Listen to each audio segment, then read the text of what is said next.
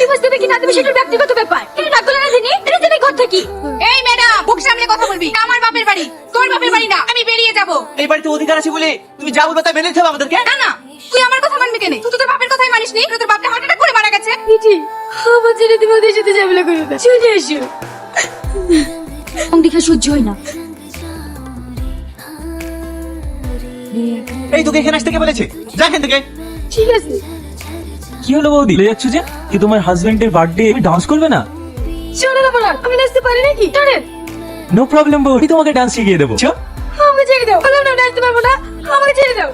এই তুই কাকে ডান্স করার কথা বলছিস? তোকে ভূত ও করতে পারে নাকি? মাল খাই যে এই ভূতের মতো নাচতে লাগবে। তুই ঠিক বলেছিস বৌদি, খাও খাও, মাইকেল জ্যাকসনের মতো ডান্স করবে। না না আমি খাবো না, ওকে ছেড়ে দাও, আমি খাবো না। ওকে ছেড়ে দাও। বিটি তুমি এখানে কেন এসছো? এক একজনের রূপ দেখতে লজ্জা করে না? পরপুরুষ তোর বড় হাত ধরে টানাটানি করছে।